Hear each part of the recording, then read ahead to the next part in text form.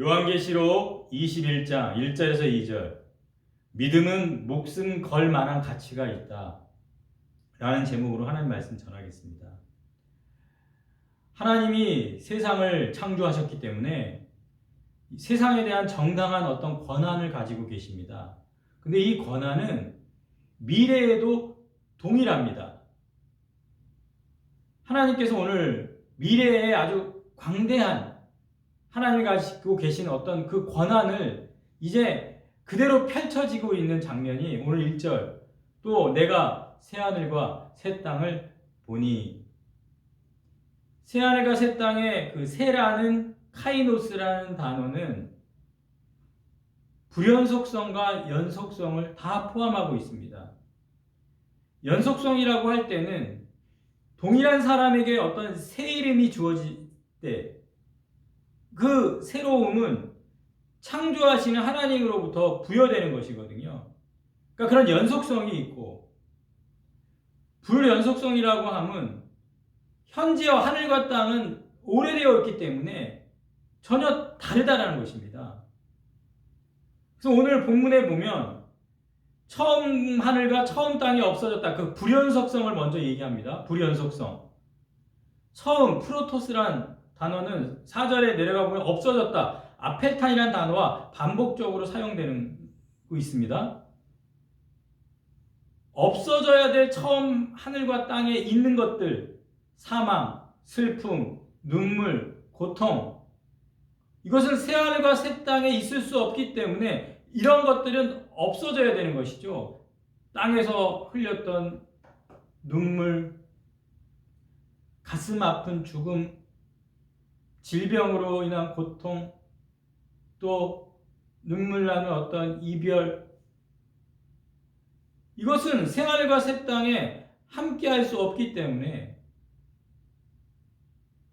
처음 하늘과 처음 땅에서는 인간의 죄 때문에, 인간의 에덴 동산에서 쫓겨나고 사단은 하늘에서 내쫓겨서 이 땅에 분노에 찬 사탄이 인간과 함께 하나님을 대적하는 싸우는 전쟁터가 되었습니다. 그럼 이 전쟁이 일어나는 이 전쟁터에서 이 땅과 하늘도 이 전쟁에 적극적으로 참여하게 된다는 것이죠. 처음 하늘과 처음 땅에는 새 하늘과 새 땅에 함께할 수 없는 불연속성을 가지고 있습니다.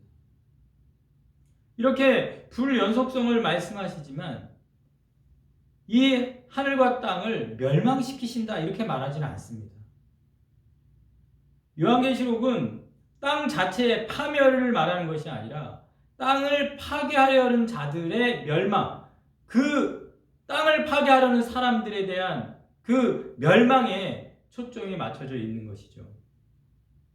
일곱인 심판이 막 하늘이 떠나가며 산과 섬이 제자리에서 옮겨지고, 요한계시록 6장에 보면, 그러나 심판이 멈춰지면서 7장에 보면 창조 질서가 남아있는 것을 보게 됩니다.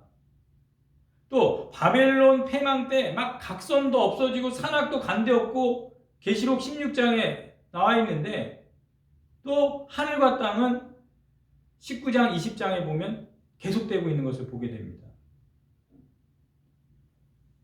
계시록 20장에는 흰 보좌 심판 때는 땅과 하늘은 그 앞에서 피한다 이렇게 표현되어 있습니다.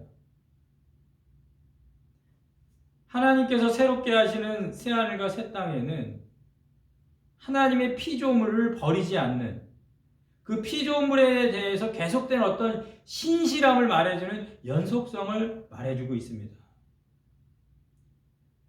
그러므로 하늘과 땅이 이런 불연속성과 연속성을 가지고 새롭게 만들어질 때 바다는 다시 있지 않다 이렇게 말합니다. 1절에 보면 바다도 다시 있지 않더라. 창조 질서의 세 가지 중요한 부분이 하늘, 땅, 바다. 근데 하늘과 땅은 새롭게 되는 반면에 바다는 다시 있지 않다. 이것은 어떤 새 질서의 어떤 표징이거든요. 왜냐하면 이 바다가 기능했던 나쁜 것들이 있습니다. 바닷길을 이용하는 그 우상 숭배적인 무역 행위가 다시는 있지 않을 것이다. 바다는 나라와 나라들을 떼어놓아서 어떤 분리가 더 이상 존재하지 않을 것이다. 죽은 자들의 어떤 거처를 제공했던 그 바다, 사람들을 사로잡거나 또 이제 죽은 자들을 토해내고 내어줘야 되는 어떤 마지막 때는 하나님이 그렇게 하시거든요. 그렇게 사로잡고 죽은 자들의 거처를 제공했던 어떤 그런 나쁜 기능들, 바다의 기능은 더 이상 존재할 수가 없습니다. 바다는 다시 있지 않게 된다.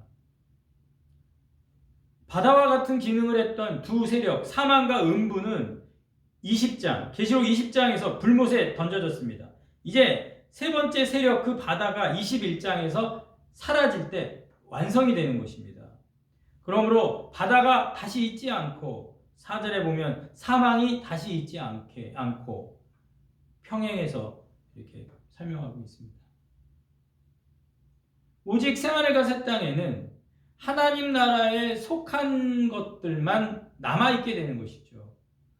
그래서 오늘 2절에 보면 또 내가 보매 거룩한 성 새 예루살렘이, 그러니까 하늘로부터 어떤 내려오는 성을 봤는데 이 이름과 칭호가 거룩한 성 예루살렘. 이전의 예루살렘의 기초와 벽은 땅 위에 세워졌습니다. 하지만 새 예루살렘은 하늘에서 내려옵니다. 인간의 손으로 만들 수 없는 어떤 넘어선 어떤 초월적인 예루살렘을 새롭다라고 부르는 것은 새 하늘과 새 땅처럼 하나님의 새 창조 행위로부터 온다라는 것을 우리에게 말해주고 있는 것이죠. 하늘부터 내려오는데 2절 계속해서 보면 준비한 것이 신부가 남편을 위하여 단장한 것 같다 이렇게 얘기합니다. 성이 내려오는 것은 혼례의 날에 나타나는 신부와 같습니다. 우리가 계시록 19장에서 그 어린 양의 혼인잔치가 선포가 됐죠. 그 어린 양의 그 혼인잔치가 신부가 빛나고 깨끗한 세마포옷을 입은 어떤 하나님의 백성으로 19장에서 말해줬는데 그 신부가 이제 순결한 처녀로 단장하고 영원히 신랑과 함께 살게 될 그 약속을 지금 이루고 있는 장면인 것이죠. 이렇게 혼인잔치, 혼인날을 이날을 위해서 하나님께서 자신을 위해 그의 백성들을 준비시켰다. 신랑이신 예수님과 신부인 교회, 하나님의 백성이 잘 준비되어서 이제 하나의 영원한 신랑과 함께 살아가는 그 결혼식,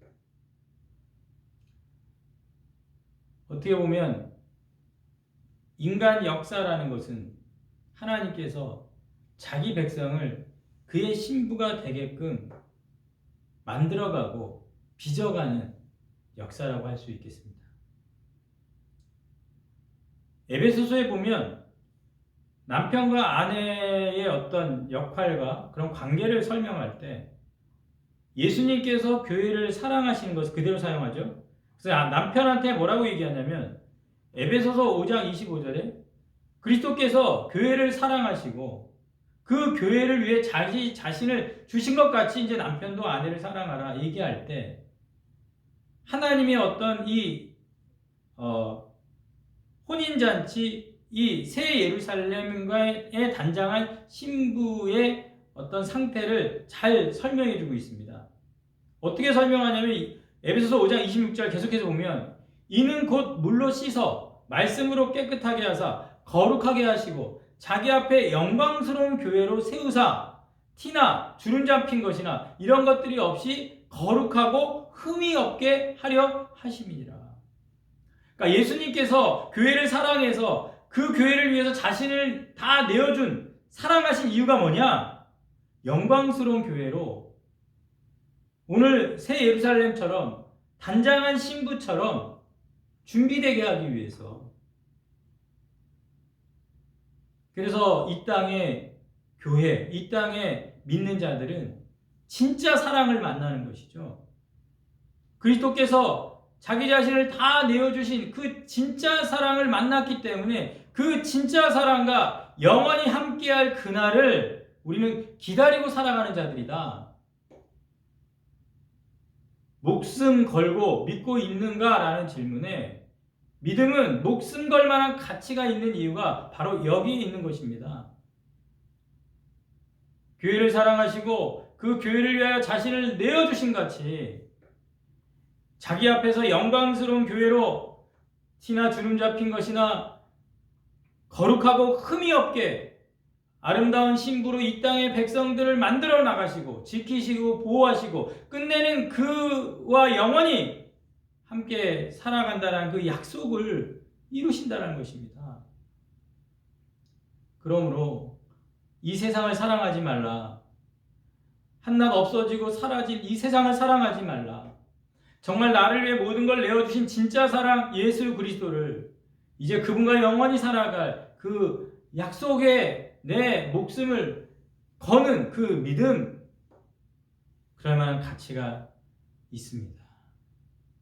오늘도 하나님께서 주시는 이 새하늘과 새 땅, 또 새 예루살렘에서 우리의 사랑이신 모든 것을 내어주신 예수님과 진정한 사랑의 영원한 관계를 누릴 것을 소망하며 이 목숨 걸 만한 가치가 있는 것에 인생을 걸고 믿음으로 한 걸음 한 걸음 살아가는 우리가 되기를 주님의 이름으로 축원합니다.